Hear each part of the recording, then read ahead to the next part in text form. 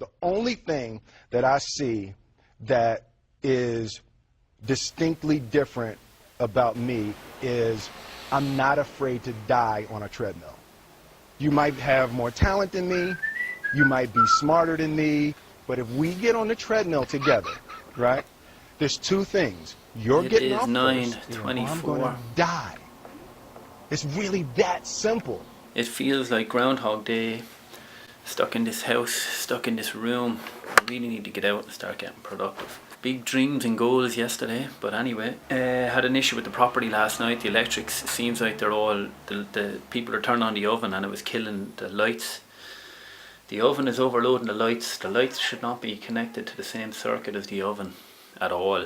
That's a risk, so I brought over an electrician and had a look, but I'm going to have to literally change some of the board and stuff. I need to email the agent today. The plan for today has just been up since about 6. I've been started writing the articles 39 to 45 for first time buyers. Did a bit of research and bought some salt, cryptocurrency, ICO in the next week or so. Not a lot, really small investment, but they're retailing at $1.50 each, and when they're ICO they're putting them on sale for $3, so it'll double no matter what.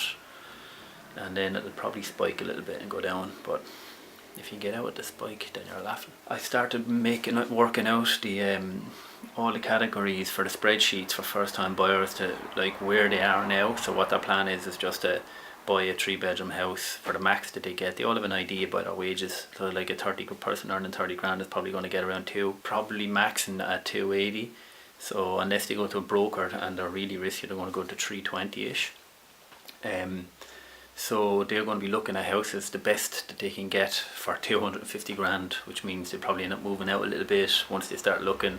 But again, they're going to buy like either an apartment or a turnkey property that's like no room for increasing the value. So I'm trying to get a spreadsheet that's work out what their plan is or their dream is, their area, their location, and just to have that as a record. And then I'm setting out, send them a spreadsheet for free for them to sit down with like 1 year's worth of their bank statements, and to go through each month and work out exactly what they spend their money on each month, and do that for the year, and then work out for the year where they're wasting all their cash basically, and put that into the spreadsheet and see where we can get them savings. And I'm looking at debt management companies that they can put them onto if they're in debt with credit cards and stuff to help them with that.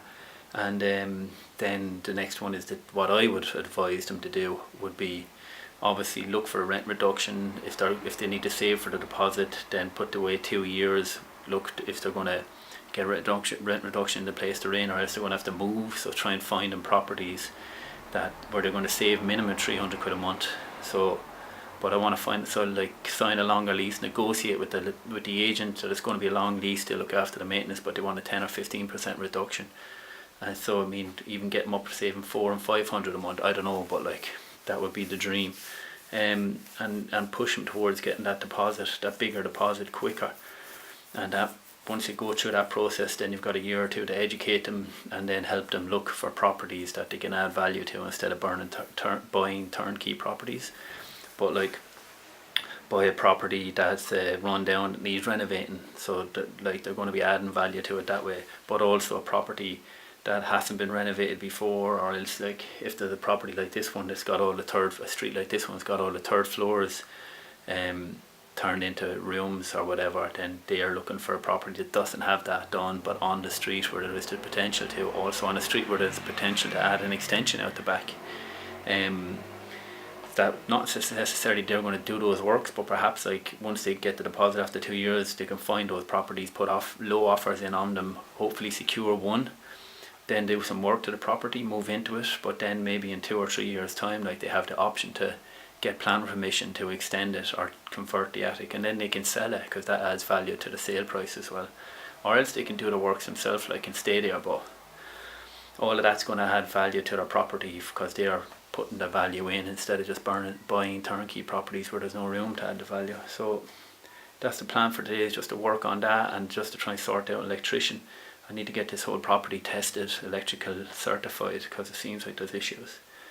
And the gas, contact the agent, and that is it. Do some training. Done a run yesterday and a little bit of training, but I want to do some ab work and a little bit of calisthenics, hanging work and stuff, and just keep the ball moving forward in that regard too.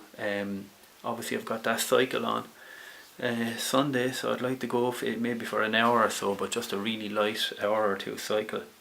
Thursday I might do that in the morning, we'll see. But that's it, in the room yet again, churning it out. I did book a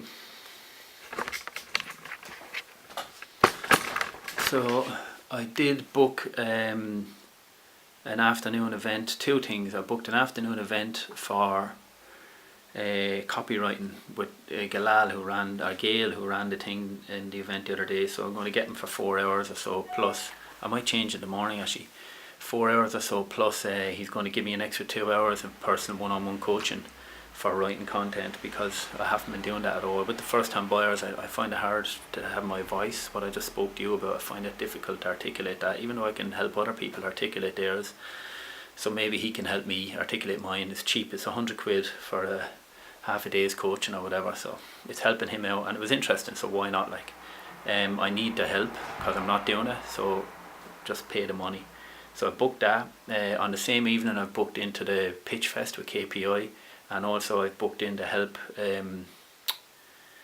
volunteer at the KPI program. They're doing a 24 assets event, so volunteer at that. So that's that, and I'm just kind of deciding as well that I need to start going out actively searching for a JV partner that can invest in my properties, that's willing to fund me 50% basically, or give me funding. So I need a cash rich, time poor investor that's happy to invest in London for me to go out and secure lots of serviced accommodation properties and perhaps some rent to rents, and then I will pay them the full amount of fees.